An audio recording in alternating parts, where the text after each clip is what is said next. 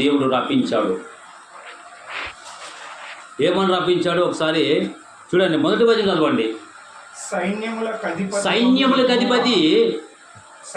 అధిపతి వగు యెహోవా, నీ నివాసములు ఎంత రమ్యములు అంటాడు. యెహోవా మందిరావరణములను చూడవలెనని నా ప్రాణము ఆశపడుతుంది. చూడండి, సొమ్మసిల్లుతుంది కదా. జీవము గల దేవుని దర్శించుటకు నా హృదయమును నా శరీరమును ఆనందముతో కేకలు వేయుచున్నవి. దేవుని స్తోత్రం, హల్లెలూయా. దేవుని యొక్క వాక్యంలో రాయబడిన వాక్యం ద్వారా మాట్లాడు. యెహోవా మందిరము చూడవలనని నా ప్రాణము అంటే ఏంటంట? ప్రాణముతో ప్రాణమా తినము తాగము సుఖించమని ధనవంతుడు దావీదు భక్తుడు 103వ కీర్తన చూస్తే, నా ప్రాణమా యెహోవాను ఏం చేయాలంట? తినాలా, తాగాలా, ఎగరాలా, ఏం చేయాలంటాడా? ధనవంతుడు నా ప్రాణంతో ప్రాణమా అన్నాడు. కానీ ఈ ప్రాణము నరాలు, ఎముకలు, కండరాలు, భాగాలు, కళ్ళు ఇవన్నీ ఎవరికి ఇవ్వాలంట? దేవుని సన్నిధానం. 103వ కీర్తన మొదటి 2 వచనాలు చూసినట్టు వాక్యం ఈ రీతికి చెప్తుంది. నా ప్రాణమా ఎవరంట? యెహోవాను సన్నతించ. ఎందుకు సన్నతించాలా? ఎందుకు సన్నతించాలంటే దేవుడు మన పట్ల చేసిన మేలులకై కదా. ఎందుకంటే ఆయన చేసిన ఉపకారములు కంట. ఎన్న వచ్చినమాట అక్కడ 106 103 కీర్తనలు చూస్తే ఇక్కడ ఎన్న వచ్చినమంటే 2-3 చూస్తే, నా ప్రాణం ఎవరు ఆయన చేసిన ఏం చేశాడా? ఆయన చేసిన ఉపకారములలో దేనిని మరువకుము. దేవునికి స్తోత్రం, దేవునికి స్తోత్రం. ఎందుకు మర్చిపోతున్నారు జనాలు తెలుసా? దేవుని మరిచిన మహాపాతకం కదా. యెహోవా కార్య అశ్రద్ధగా చేసి శాపకుడు అసలు. ఇక్కడ యెహోవా మందిరము చూడవాలని నీ ప్రాణం నా ప్రాణము. మరి ఈ ప్రాణాన్ని తృప్తిపరిచేది ఎవరు చెప్పండి? ఒక ఇంత కేజీ మాంసం తృప్తిపడుతుందా? ఒక చికెన్, ఒక మటన్, ఒక బంగారు, డబ్బు, వెండి ఇవన్నీ తృప్తిపడుతున్నాయా? లేదు. జుంటు తేనె ధరలు కంటే మధురమైన మాట తృప్తిపరుస్తుంది కదా. ఎంత గొప్ప దేవుడు రాపించాలి నీ కొరకు నా కొరకు కదా. అందుగురించి చెప్పిల్లరా, మందిరం అంటే ఎవరు తెలుసా? ఇక్కడ ఎవరు? నేను కాదు, నీవు కాదు. ఎవరిక్కడ? 1 కొరింథీ రాసిన పత్రిక 3వ అధ్యాయం 16వ వచనము. దేవుని సన్నిధానానికి వస్తే దేవుడు నీతో వాక్యం ద్వారా మాట్లాడుతున్నాడు. రోజు రోజుకు అభివృద్ధి అవుతుంది, రోజు రోజుకు అప్డేట్ అవుతుంది, రోజు రోజుకి నీకు కొత్త పాఠం నేర్పుతుంది, రోజు రోజుకి నీకు మంచి ఉన్నతమైన నడిపిస్తుంది, రోజు రోజుకి నిన్ను ఆత్మీయంగా నడిపిస్తుంది. మనం దేవునికి ఏమైనా తెలుసా? చదవండి, 1 కొరింథీ 3వ అధ్యాయము 16వ వచనం చదవండి. మీరు దేవుని ఆలయమై, మనం ఏమైనామంట?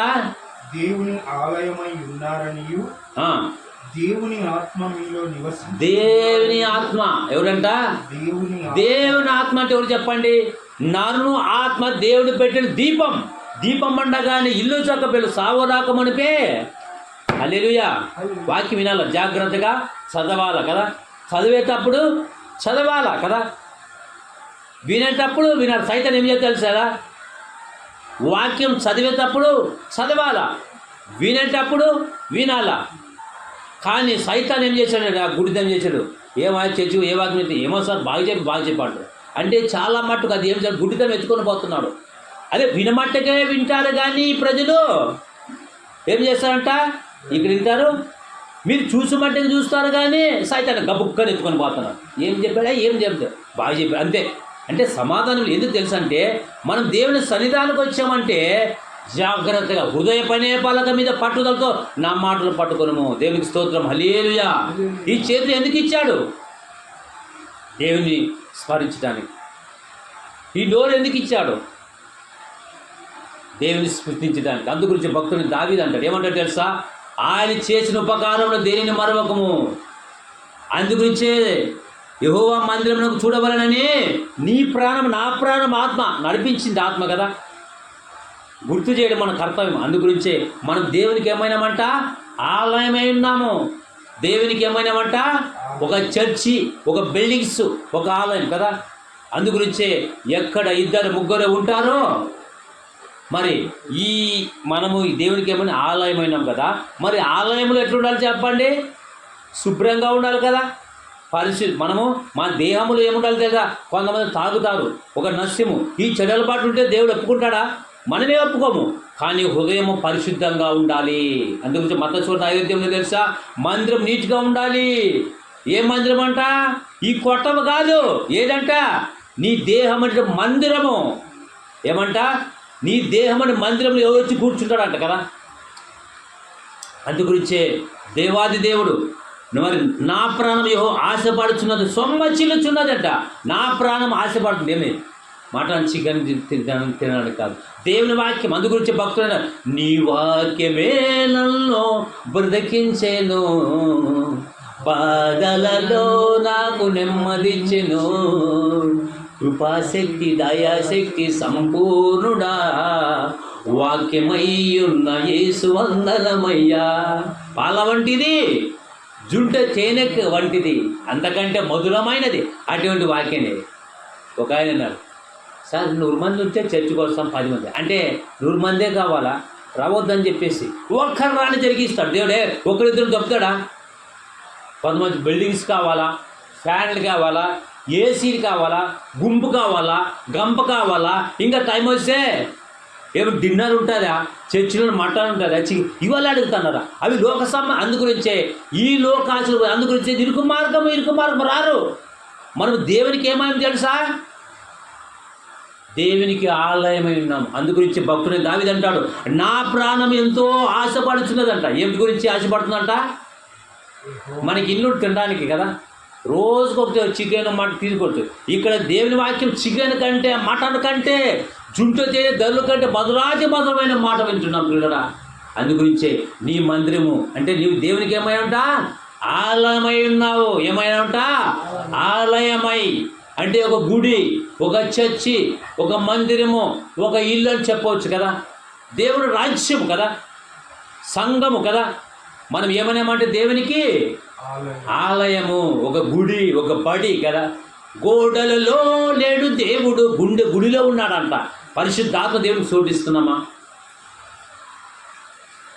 ఈరోజు మందిరాల్లో కొత్త మందిరాలు, చిన్నవి కానీ పెద్దవి కానీ, తాగుడు, జూతం అంటే నువ్వు చేసేది మేము చేసాం, దేవుడు ఒప్పుకోడు. ఖండించాలా? పరలోక రాజ్యానికి పోవాలంటే యోగ్యత కదా, అన్ఫిట్ కాదు కదా. ప్రకటన గ్రంథం మందిరంలో మనం బాగుండాలి పిల్లరా. ప్రకటన గ్రంథం 21వ అధ్యాయం 27వ వచనం చూస్తే వాక్యం ఇది చెప్తుంది. నువ్వు మందిరంలో కరెక్ట్ ఉంటే, నీలో చెడు తలంపులు, చెడు కోరికలు ఉంటే, మందిరంలోనికి నీ చెడు తలంపులు ఉంటే వాక్యం నీలోకి రాదు, ఎత్తుకొని పోతారు సైతాను. ప్రకటన గ్రంథం 21వ అధ్యాయము 27వ వచనము, గొర్రెపిల్ల యొక్కయు జీవ గ్రంథమందు వ్రాయబడిన వారే ఏదంటే అంట దానిలోనికి ప్రవేశించరు కానీ నిషిద్ధమైనదైనను, అసహ్యమైనదైనను, అబద్ధమైనదైనను ఏం చేయాలంట? దానిలోనికి ప్రవేశింపనే దాని అంటే ఏమి? ఆ రాజ్యం. దేవునికి స్తోత్రం చెప్పండి. హల్లెలూయా, హల్లెలూయా. దానిలోనంటే సార్ బైబిల్ దానిని అనే మాట పరలోక రాజ్యంలోకి రానిడు అంటే దానిని అనే మాట లేదు కదా అని కొంతమంది అపార్థం చేసుకుంటారు. నిషిద్ధమైనదైనను, అసహ్యమైనదైనా కానీ ఈ 3 జరిగించేవాడికి పరలోక రాజ్యం ఇస్తాడు. చెప్పండి, ఇస్తాడా? ఇస్తాలే సార్, నువ్వు చెప్పేదే మనం చేసేసాను కొంతమంది. కానీ ఈ లోకంలో తప్పించుకోవచ్చు, నువ్వు ఎంతటి వాడిని తప్పించుకోవచ్చు, తిరగవచ్చు. కానీ దేవుడు లెక్క ఎందుకు గీతాడు? లెక్కడికి అందుకు వేస్తాడు పిల్లరా. అబద్ధం చెప్తున్నారు. పొద్దున్న లేచింది సార్ ఎన్ని అబద్ధాలు. అబద్ధం జరిగించేవాడైనాను, నిషిద్ధమైనను, అసహ్యమైన జరిగించేవాడికి రాలేదు. అందుగురించి దేవుని సన్నిధానికి వచ్చినప్పుడు కూడా ఏమైనా మనలో ఉంటే వాక్యం ద్వారా సరి చేస్తుంది. వాక్యం ఇక్కడ ఎవరో చెప్తారనేది కాదు, వాక్యం అనే దేవుడు ఏం చేస్తాడో తెలుసా? నీ జీవితాన్ని సరి చేసింది కదా. ఒకసారి మన జీవితాన్ని ఆలోచిస్తాం. అందుగురించి భక్తుడైన దావీదు అంటాడు కదా. అందుగురించి 84 కీర్తనలు చూస్తే 10వ వచనం చూస్తే, అందుగురించి 4వ వచనము 10వ వచనంలో నీవు మందిరం అనగా దేవుడు రాజ్యం, పరలోక రాజ్యం. పరలోక రాజ్యంతో సంబంధం పెట్టుకున్నావు కదా. ఎవరితో సంబంధం తెలుసా? కొంతమంది ఎన్నో అక్రమ సంబంధాలు పెట్టుకుంటారు, అంటే సైతాన్తో సంబంధం పెట్టుకుంటారు. ఒక తాగుడు, ఒక జూదము, ఎన్నో చేస్తారు బైబిల్కి భిన్నబోధంగా అక్రమాలు. అందుగురించే అలాంటి పెట్టుకుంటే నష్టపోయేది ఎవరు? దేవుని పిల్లలు. నీవు దేవునికి ఏమైనా తెలుసా? ఆలయమై ఉన్నావా? దేవునికి బిడ్డ అయినావు. ఎట్లుండాలో తెలుసా? అందు గురించి 84 కీర్తనలో చూస్తే నీ యొక్క ఇక్కడైతే నా ప్రాణం ఎంతో ఆశపడుతున్నది, సొమ్మ చెల్లుచుందంట. జీవముల దేవుని తెలిసి నా ప్రాణము నా శరీరము ఆనందంతో కేకలేచున్నది. ఏంటంట కేకలు. ఇక్కడ ఏమో తెలుసా? ఎక్కడ మరి ఇక్కడ 10వ వచనము 84:10 నీ ఆవరణలో ఒక దినము గడుపుట 1000 దినాలు. చూడండి అది ఎన్ని దినాలంట? 1000 దినాలు. హలో, ఎన్ని దినాలంట? 1000 దినాలు. మరి దేవుని యొక్క క్యాలెండర్లో ఏమంటాడు? దేవుని సన్నిధానములో, దేవుని మందిరానములో నీకేం జరుగుతుంది? నేనేమి ఇవ్వటం లేదు కదా. నేను నిమిత్తం మాత్రమే వనవాసించుకొచ్చి నేనేమి దేవుడా? నేను రాసేనన్నా? మా తాత ముత్తాతకు చదువు లేదు, దేవుడు రాపించాడు కదా. హల్లెలూయా. అందుగురించే నీ ఆవరణలో ఒక్క దినము గడుపుట 1000 దినాల కంటే శ్రేష్టము. భక్తిని గుడారమును నివసించుట కంటే నా దేవుని మందిర ద్వారము నుండుట నాకు ఇష్టం అంటాడు. ఎంత గొప్ప దేవుడు కదా. మరి భక్తినితో సావాసమా? దేవుని సన్నిధానంతో సావాసమా? అందుగురించి నీ ఆవరణ ఒక్క దినము గడపడం 1000 దినాలంట. 1 పేతురు 2 పేతురు రాసిన పత్రిక 3వ అధ్యాయం 8వ చూస్తే నీ మందిరంలో నివసించేవారు ధనులని ఇక్కడ అంటాడు కదా. కాబట్టి ప్రియులరా 84 కీర్తనలో చూస్తే నీ మందిరంలో నివసించేవారు అంతా ధన్యులు. మరి 2 పేతురు 3 అధ్యాయము 8వ వచనం చూడండి ప్రియులరా. ప్రియులరా ఒక సంగతి మరచిపోకుడి. ప్రభు దృష్టికి, ఎవరి దృష్టికి అంట? ప్రభు దృష్టికి ఒక దినము 1000 సంవత్సరముల ఏమంట? 1000 సంవత్సరములు 1000 సంవత్సరములు ఒక దినము వలెను ఉన్నవి. ఒక్క దినము వలె ఉన్నది. దేవునికి స్తోత్రం. వాక్యం ఏమంటే 1000 సంవత్సరాల్లో ఇక్కడ ఏముంది? అదే ఇక్కడ 84 కదా. 4 చదువుతాను. నీ ఆవరణలో ఒక్క దినమురా గడుపుట 1000 దినముల కంటే శ్రేష్టమంట. భక్తిని గుడారంలో నివసించుట కంటే నా దేవుని మందిర ద్వారం నివసించి నాకు ఇష్టం అంట. అక్కడేముంది? పేతురు రాసిన పత్రిక. ఇప్పుడు చదవండి సార్. ప్రియులారా ఒక సంగతి మరచిపోకుడి. ఏమనగా ప్రభు దృష్టికి ఎవరి దృష్టికి? దినము 1000 సంవత్సరములు. ఒక్క దినము. దేవునికి స్తోత్రం. ఒక్క దినము 1000 సంవత్సరముల వలెను. 1000 సంవత్సరములే 1000 సంవత్సరములు 1000 సంవత్సరములు ఒక దినము వలెను ఉన్నవి. అంటే మనుషులు మన క్యాలెండర్లో కాదది కదా. ఎవరి లెక్క క్యాలెండర్ అంటది? దేవుని లెక్క క్యాలెండర్. మరి మనం బతికేది ఎంతకాలం చెప్పండి. 90కి 10 వచ్చిన బతుకుతుంది వాక్యం కదా.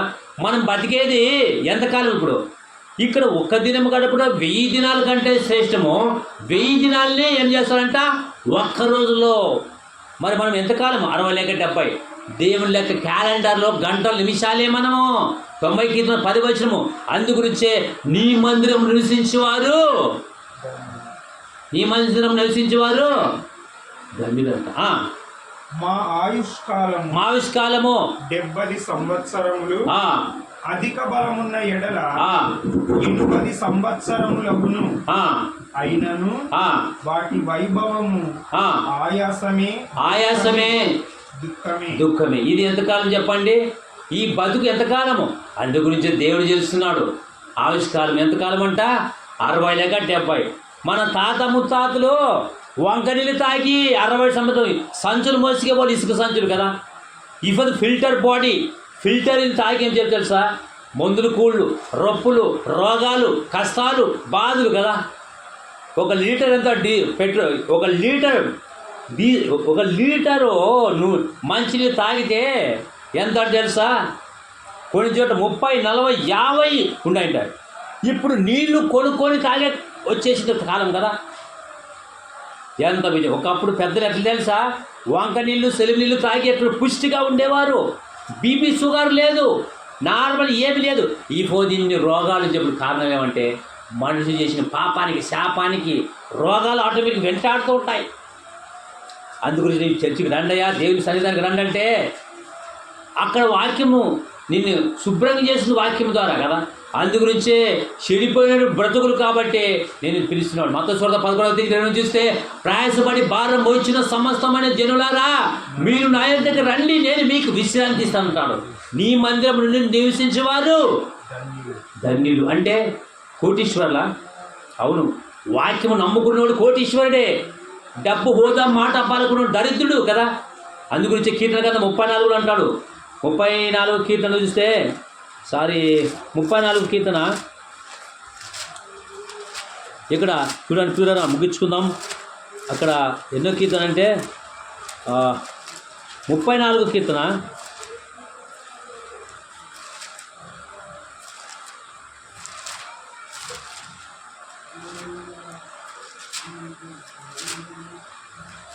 45 కీర్తన చదవండి, 1వ వచనం.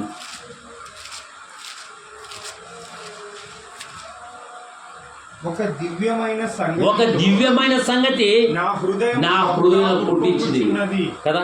ఏంటది? రాజును గూర్చి రచించిన దానిని పలికెదను, నా నాలుక త్వరగా వ్రాయు వాని కలము వలెనున్నది. చాలవే కోటి కలములు, చాలవే గలములు. పిల్లరా, దేవుని వాక్యము దహించు అగ్ని నీ హృదయంలో పాపాన్ని, శాపాన్ని, చెడ్డతల రూపమాపుతుంది, బ్లేడ్లా కట్టింగ్ చేసి పారేస్తుంది. ఈ ఉదయకాల సమయంలో నీ జీవితాన్ని సరి చేసుకొని ఆత్మీయంగా డెవలపింగ్ కాదన్నావా? ఇది 60 లేక 70. ఒక హన్న ఉంది, ఆమె దేవుని సన్నిధానం విడవకుండా బలంగా నమ్మిందంట. లూకా సువార్త 2వ అధ్యాయంలో 36 చూస్తే, మరియు ఆషేరు గోత్రమైనటువంటి సమయంలో హన్న ఆమె 84 సంవత్సరాల విధవరాలు ఉండి దేవాలయం ఉపవాస ప్రార్థన చేసిందంట. ఎవరు హన్నలాగా ఉండగలవా? ఓ హన్న ఒక రెబల్, పౌరుషం కలుగుతూ, పట్టుదలతో ఒక హన్న వల్ల బతకాల. ఈరోజు మనకి ఏమున్నాయి తెలుసా? అన్ని సౌకర్యాలు ఉన్నాయి కదా. ఒకప్పుడు ఆటోలు లేవు, సెల్ ఫోన్లు లేవు. ఈ పోతే యేసుక్రీస్తు నమ్ముకొని నేను దేవుని సన్నిధానికి రాని నాయనంటే కొంతమంది ఏం చేశారు తెలుసా? నిర్లక్ష్యం, సోమర్థనం, అజ్ఞానం కదా. నేను కూడా మనమంతా బలహీనలు బలపరిచేది. అందుగురించే వాక్యం మనం సరి చేస్తుంది కదా. అందుగురించే భక్తులను నీ వాక్యమే నన్ను బ్రతికించాను. ఒక హన్న వల్ల బతకాల. హన్న ఎంతగానో కన్నీళ్లతో విడిసింది. అందుగురించే నీ ఆవరణలో ఒక దినం గడపడం 1000 దినాల కంటే శ్రేష్టము. మరి మనం బతికేది ఎంతకాలం చెప్పండి? గంటల నిమిషాలే. 60-70 ఏళ్ళు దేవుని లెక్కలో ఒక్క దినం గడుపుట 1000 దినాలు. 1000 దినాలని ఒక్కరోజు 1000. ఎవరు లెక్క క్యాలెండర్ అంటే అది మనుషుల లెక్క క్యాలెండర్ కాదు, దేవుని లెక్క క్యాలెండర్. అయిపోయి టైం అయిపోతుంది, ఆదివారం సండే. రేపు ఈ టైం వస్తుందా? వ్యర్థమైన మాటల వలన మనము టైం వేస్ట్ చేసుకోకూడదు. అందుగురించి మహనీయుడు పౌలు అంటాడు, దినములు చెడ్డవు కనుక మీరు సమయం పోనీకి ఏం చేయాలంట? సద్వినియోగం చేసుకోవాలని మహనీయుడు పౌలు భక్తుడు ఎఫెసీయుల రాసిన పత్రికలోనే నీతిగా పొందుపరిచాడు. ముగించుకుందాం పిల్లరా, ఒక్కసారి మన జీవితాన్ని ఆలోచన చేసుకున్నాం కదా.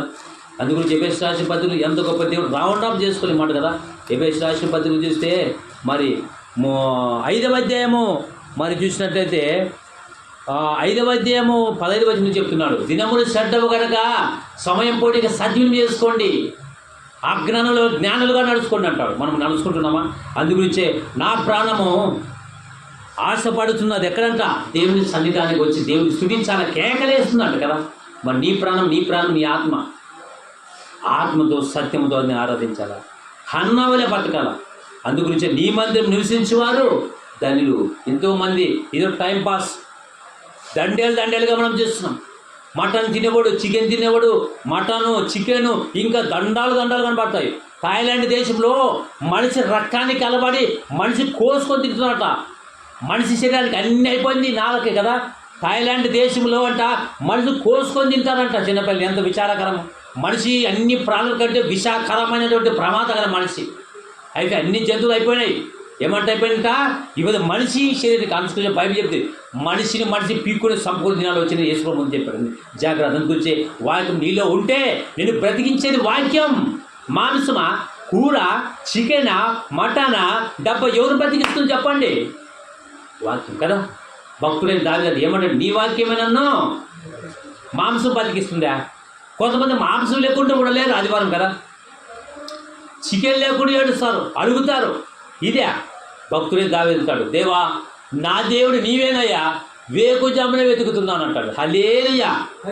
నీ మందిరంలో అంటే ఏం తెలుసా? ఎక్కడ ఇద్దరు ముగ్గురు ఉంటారో అక్కడే ఉంటాడంట. మీ యొక్క సమయంలో దేవుని వాక్యం చెప్తే ఇంకా చాలా సంగతులు ఉన్నాయి.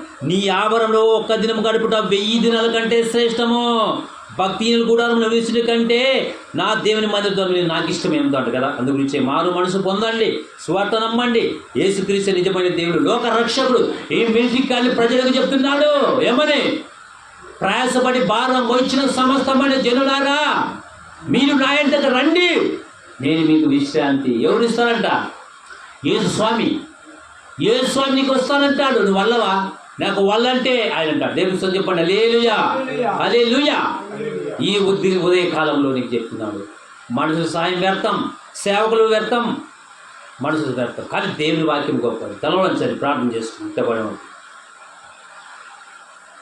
వ్యర్థం పర్థంగా బతుకు పాతాళము ఏ విధంగా బతారు, దేవుని సన్నిధి పెట్టి వ్యర్థంగా బతుకోవాలి. ఒకసారి వీడియో చూస్తే మనకు అర్థమైంది. తలవంచండి.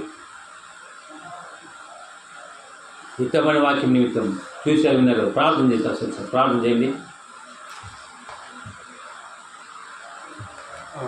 కళ్ళు మూసుకున్నట్లయితే ప్రార్థించుకుందాం. పరిశుద్ధుడు పరిశుద్ధుడు అని వేల దూతలతో పొగడబడుచున్న మా ప్రియ పరలోక తండ్రి, వందనములు స్తుతులు స్తోత్రమైన ఇంతవరకు ప్రభా మీ యొక్క దాసుని ద్వారా ప్రభా మీరు మాతో మాట్లాడిన విధానాన్ని బట్టి మీకు స్తోత్రం. అవునైనా మరి ప్రభా మీ దృష్టికి నైనా ఒక దినం 1000 సంవత్సరముల వలెను, 1000 సంవత్సరములు ఒక దినం వలన ఉన్నవి ప్రభా. అవునైనా మరి దావీదు మహారాజు చెప్పినట్లు ప్రభా, అవునైనా నా ప్రాణము నీ మందిర ఆవరణను చూడవలనని ఎంతో ఆశపడుచున్నది, సొమ్మచిల్లుచున్నది అని సెలవిచ్చారు ప్రభా. అదేవిధంగా మీరు దేవుని ఆలయమై ఉన్నారని మీరు సెలవిచ్చారు ప్రభా.